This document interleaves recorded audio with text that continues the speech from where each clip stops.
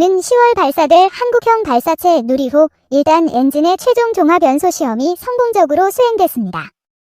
한국항공우주연구원은 오늘 25일 오후 3시쯤 전남 고흥 나로우주센터에서 누리호 1단 엔진의 최종 연소 시험에서 목표인 완전 연소 125.5초에 성공했다고 밝혔습니다. 이번 시험은 실제 발사 때와 같은 자동 발사 소프트웨어를 검증하는 방식으로 진행됐습니다. 누리호 1단 엔진은 추력 75톤급 액체 엔진 4기를 클러스터링, 묶음한 것으로 국내 발사체로는 처음 적용되는 경우이며 누리호 개발 과정에서 기술적으로 가장 어려운 작업으로 꼽혔습니다. 하무연은 오늘 1단부 개발과 종합연소 시험이 성공적으로 마무리되면서 누리호 1, 2, 3단 추진기관 개발을 마쳤고 10월 발사 전까지 실제 발사될 비행 모델 조립과 9월 발사 리허설을 준비하고 있다고 설명했습니다. 누리호는 1.5톤급 실용위성을 600에서 800km 상공의 지구 저궤도에 진입시킬 수 있는 우주발사체로 개발되고 있습니다. 오는 10월 발사에서는 1.5톤 무게의 위성모사체를 싣고 나로우주센터 발사대에서 지상 700km 저궤도를 향해 발사될 계획입니다. 내년 5월로 2차 발사에서는 0.2톤 무게의 성능검증 위성과 1.3톤 무게의 위성모사체를 탑재하고 발사될 예정입니다. 한편 문재인 대통령은 오늘 누리호 연소시험과 함께 열린 대한민국 우주전략보고회에 참석해 한국형 발사체 개발 성과를 바탕으로 도전적인 우주탐사 사업을 적극 추진하겠다며 내년 달 궤도선을 발사, 2030년 우리 발사체를 이용한 달 착륙 등 도전적인 우주탐사 사업을 적극 추진하겠다고 말했습니다. 오늘 보고회에서 과기부 최기영 장관은 세계 7대 우주강국 도약을 목표로 하는 뉴스페이스 시대 대한민국 우주개발 전략을 발표했습니다. 이어 한화에어로스페이스, 세트레가이, 에아진엑스원, CG올리브 네트워크스 등 기업체들이 다양한 우주산업 계획과 포부를 밝혔습니다. 2일 누리호 1단 엔진 100초간 불뿜었다. 25일 오후 전남 고흥군 나로우주센터에 굉음과 함께 해안가로 수증기가 피어올랐다. 한국형 발사체 누리호의 가장 큰 1단 엔진 2차 연소시험은 성공적이었다. 지난 1월 30초와 이번 100초에 이어 3월 말에 예정된 130초 연소시험을 무사히 마치면 1단 엔진 개발이 마무리된다. 과학기술정보통신부와 한국항공우주연구원은 이날 누리호 1단 추진기관의 2차 연소시험을 성공적으로 마쳤다고 밝혔다.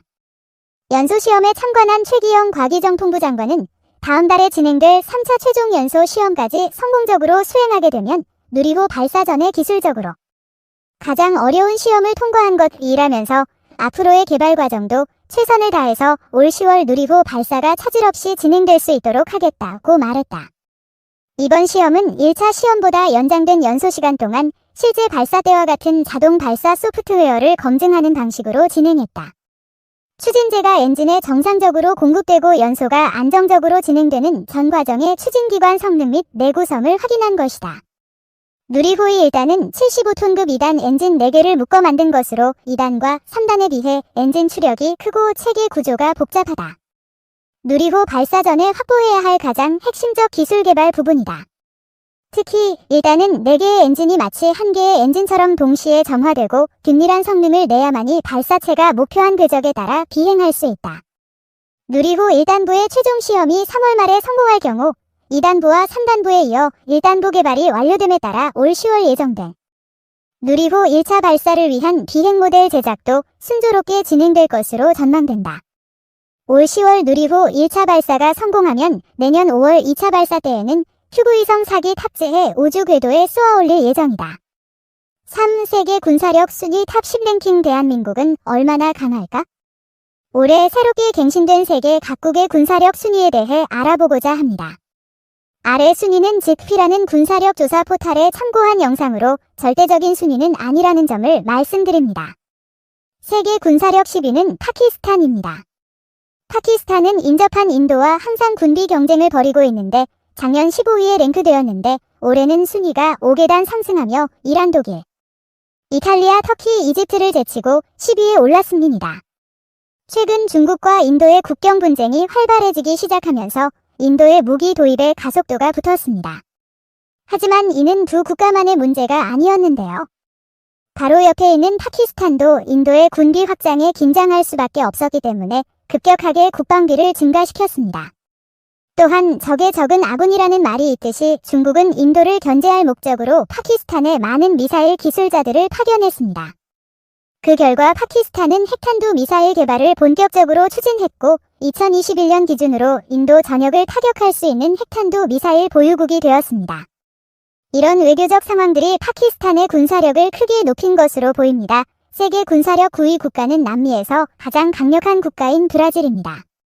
브라질은 작년 10위에서 한 단계 상승하여 9위를 기록했습니다. 하지만 9위를 지키던 이집트의 상대적 후퇴가 크게 작용했습니다.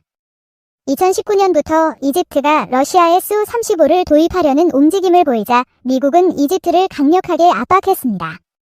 이집트는 결국 수-35 수입을 감행했고 러시아는 이집트에 공급할 수-35 제작에 착수했습니다. 이것으로 미국은 이집트에게서 등을 돌리게 되는데 그간 미국은 이집트에게 연간 수천억 원 상당의 지원을 해주고 있었는데 이런 지원들을 대폭 감소하면서 이집트의 군사력이 다소 침체되고 상대적으로 브라질이 순위가 올라가게 되었습니다. 세계 군사력 8위는 영국입니다. 서방 유럽을 대표하는 군사 강국 중 하나로 과거 해가 지지 않는 제국이었지만 현재는 그 위세가 과거만하지는 못하지만 여전히 군사 강국인 것을 부정할 수 없습니다. 영국은 작년과 동일하게 8위를 유지했지만 실상은 조금 더 나빠졌습니다.